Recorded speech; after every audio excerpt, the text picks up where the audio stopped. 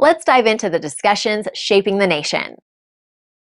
Minister, it's still really difficult to believe that we're now almost 3 weeks into in the aftermath of the storm, and there are still people across the West that do not have power. And while I do accept that the government obviously can't control the weather, the government can, of course, control, for example, forestry and protecting the ESB network, the distance between trees and the ESB, the NBI network as well. And it is, of course, the responsibility of the government to take account of the slow and very sluggish response, it must be said, in relation to the aftermath of the storm.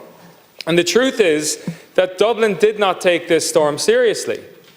In the immediate aftermath of the storm, we had the Taoiseach travelling from Cork to Newry to attend a sporting event, while the Taoiseach was busy tweeting about his shoes.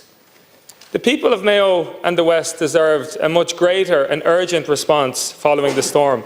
I want to acknowledge the great work of the people on the ground, however, the people in Mayo County Council and all the local authorities in Uisce Éowyn, and of course particularly the ESB for their tireless work. I met men who came out of retirement across Mayo to help their former colleagues in the ESB. I met men from crews from Wexford and various parts of the country who attended the West and supported the crews on the ground in Mayo and in my neighbouring counties.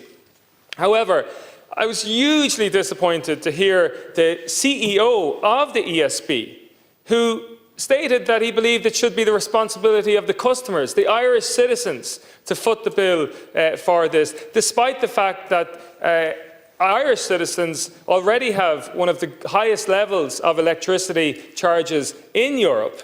Now, perhaps Mr. Hayes didn't realise that, or doesn't realise that, because of his very large salary of almost 400,000 euros. That's the combined salary of the French President and the British Prime Minister. In relation to SMEs, the lifeblood of rural economy and the economy of this great country, Minister Cleary said last week in this very chamber that the scheme does not cover commercial, agricultural or business losses. And I'll read that again.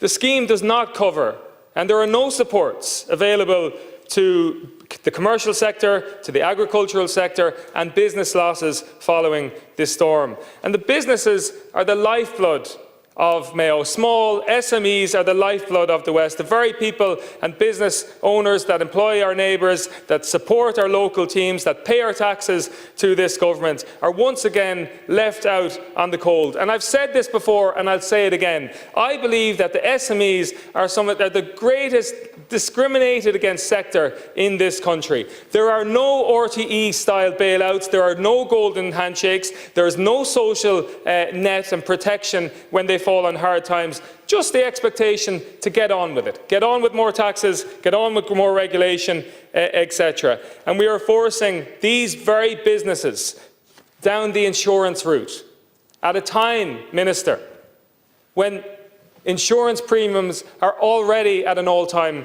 high.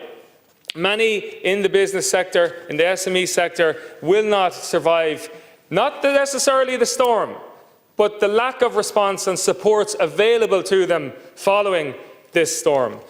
I believe what needs to happen here in relation to this, we need immediate response in terms of reimbursement for the people who have been significantly affected, to the families, to the households. We need financial support to the SME sector as well, and we need a storm response. We need to cull the trees right along the ESB and the NBI network. And Minister, I would propose a similar scheme to the local improvement scheme. Farmers will be very familiar with the LIS scheme, and I would propose something similar in relation to dealing with and protecting the NBI and the ESB network across the country. I also propose, Minister, that we establish a contingency contracts with farmers and agricultural contractors to kick into action following storms and crisis situations. And Minister, I was really shocked to learn over the last couple of weeks that some of the biggest and the best agricultural contractors in Mayo were never contacted.